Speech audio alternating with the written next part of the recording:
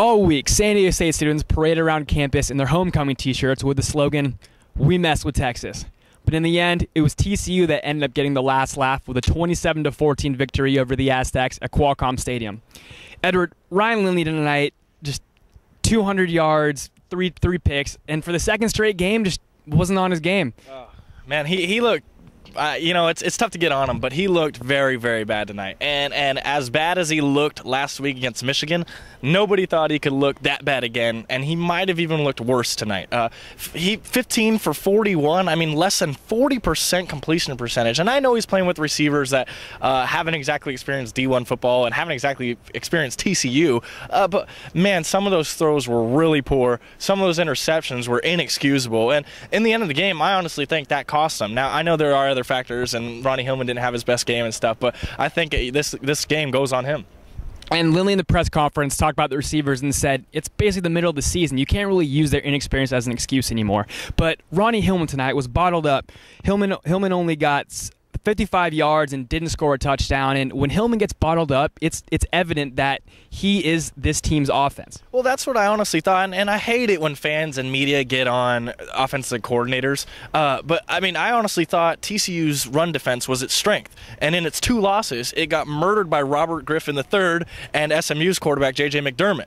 And I thought they would come out, do a spread, maybe chuck and duck, and just have Lindley just chuck. And instead, they come out, hand the ball off to Hillman, hand the ball off to Hillman, hand the ball off to Hillman. And he was getting 2 yards per carry. He was bottled up. Why not start chucking the ball? TCU's outside is where their weakness at. And I'm not an offensive coordinator. I don't evaluate film for a living. But, man, when somebody's getting 2 yards per carry, I think it's time to maybe start throwing the football around. So, it's an entirely different game when Hillman's bad. But then you have to adjust. You can't just keep pounding your head against the wall. They did. They put in KZ, and he had a better game. But by then, I think it was a little too late.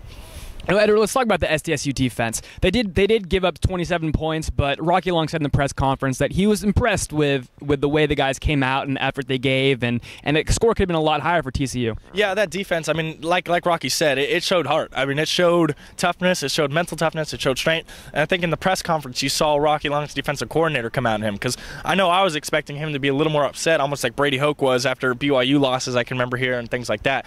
But he was very happy with his defense, and you have to be. Lindley hung them out to dry time after time after time, and even Hillman did with the fumble at the 1 yard line, and they bowed their backs, and in a game where they were down 20-0, they never gave up. So that's telling about this defense. But you got to get more leadership, better play from your fifth-year senior. So they didn't get it tonight, and it's sad that it wasted a great performance by the defense.